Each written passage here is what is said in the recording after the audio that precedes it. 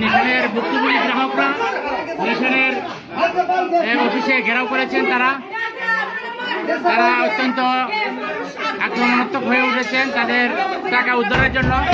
স্থানীয়রা তারা জানাচ্ছেন তারা পুলিশের কাছে গিয়েছেন। পুলিশের